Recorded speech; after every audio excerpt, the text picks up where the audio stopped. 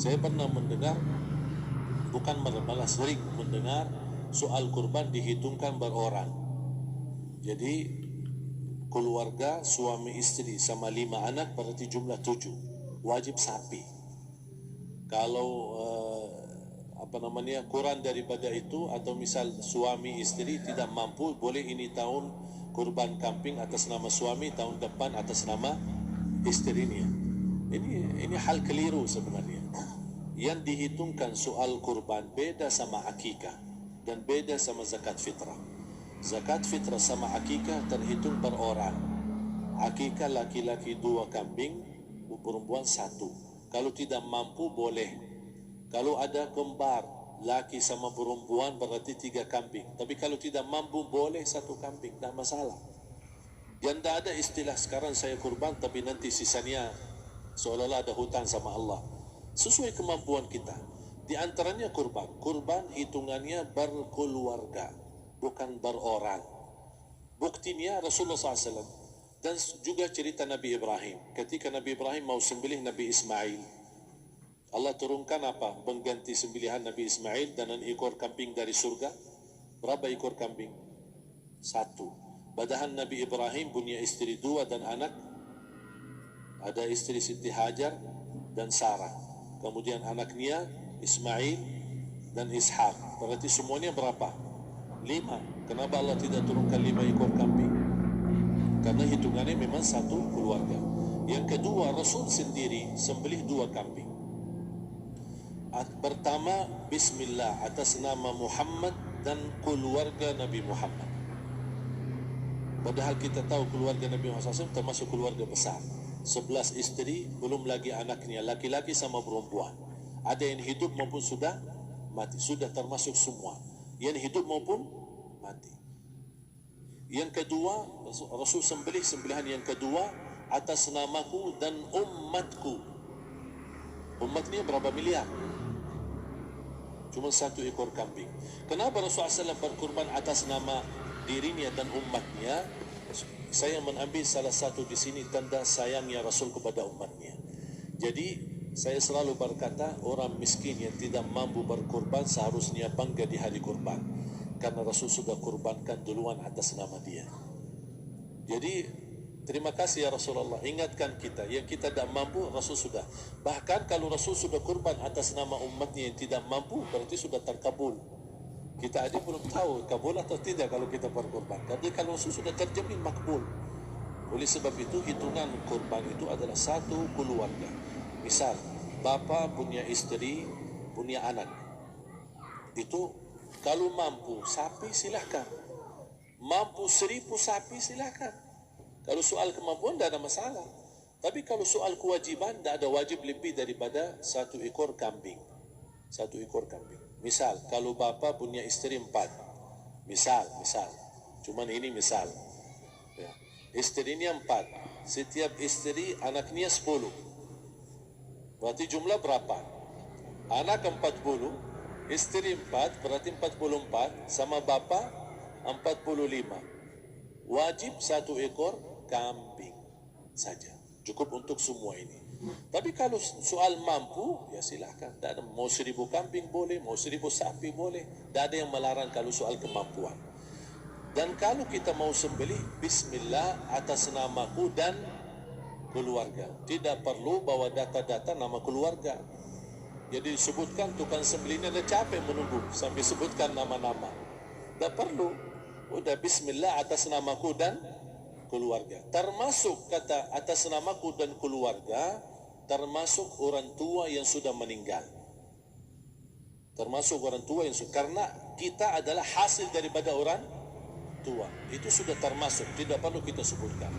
Ada sebagian ulama membolehkan kalau kita mampu, mau khusus kambing atas nama orang tua tidak masalah. Kalau kita mampu. Tapi kalau kita tidak mampu, itu sudah termasuk orang tua kita bersama keluarga besar kita. Ini salah satu kenikmatan, dan ini termasuk juga sedekah yang berguna bagi orang yang sudah meninggal di keluarga kita. Wallahu ta'ala. Dan juga masalah panitia, bisa kita mewakili. Kalau kita tidak mengerti sembelihannya dan tidak mengerti cara bagiannya, Tapi ada satu sunnah yang termasuk kehilangan sunnah ini adalah banyak yang tidak mau makan dari hasil kurban. Padahal itu sunnah Rasul. Dari akikah boleh makan, dari kurban pun boleh makan. Bahkan sunnah SAW dibagi 3. Sepertiga pertama dihadiahkan. Maksudnya kata dihadiahkan kepada orang kaya. Misal tetangga saya tapi orang kaya, dia bukan miskin, tapi boleh saling hadiah karena ada inti daripada hadiah silaturahim. Ada keluarga kita termasuk mampu, tapi saya kasih, ini alhamdulillah saya sembelih sapi. Barangkali dia tidak mampu cuma sembelih kambing, udah kita dapat daging kambing, dia dapat daging sapi. Tapi dengan niat hadiah, bukan sedekah, karena dia bukan orang miskin yang menerima sedekah. Yang sepertiga yang kedua adalah sedekah. Sedekah itu termasuk orang miskin.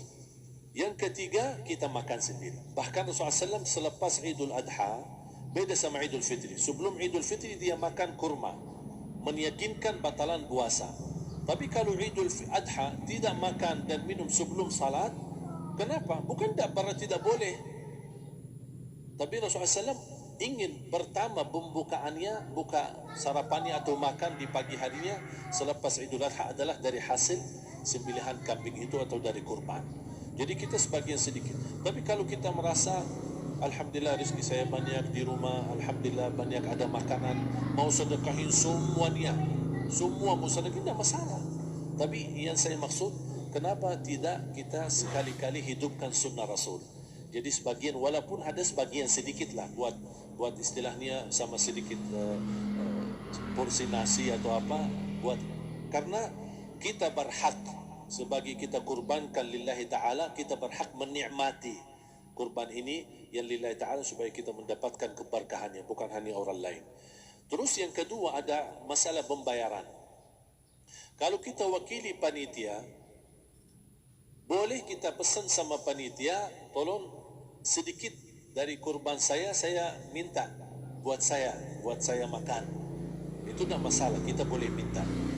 Dan boleh kita wakili, tapi kita tolong ingatkan, tidak boleh pembayaran hasil sembelihan itu dari kulitnya.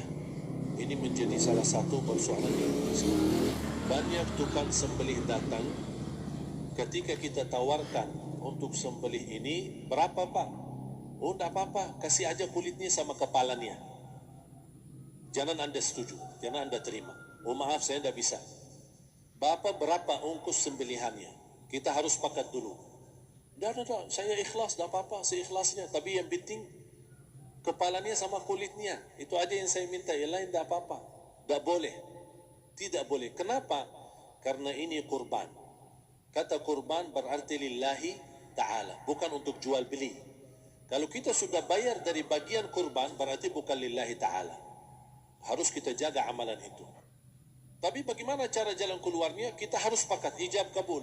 Sepakat dulu, Pak, saya udah begini, saya kasih untuk sembelihan 50.000. Bapak setuju? Ya udah setuju. Selesai kan? Sudah sembelih, sudah potong, sudah semua. Lepas ini semua kita kasih ongkos 50.000 ongkos sembelihannya. Habis itu, Pak, kulitnya sama kepala hadiah buat Bapak. Itu tidak apa-apa, tidak masalah. Tapi bukan untuk bayar sembelihan. Faham maksud saya? Harus dibedakan supaya jangan sampai amalan kita kurban habis biaya, habis ini malah tidak diterima karena sudah kita bayar sebagian daripada kurban. Saya silahkan bayar apa yang kita sepakati, mau hadiahkan kepada dia karena kita tidak bisa guna. Buat apa yang kita mau gunain kulitnya? Tidak bisa. Tapi buat mereka lebih berguna, oleh karena itu kita bisa hadiahkan untuk mereka. Bahkan kita bisa juga kasih daging untuk mereka bisa menikmati sebagai sedekah. Wallahu ta'ala.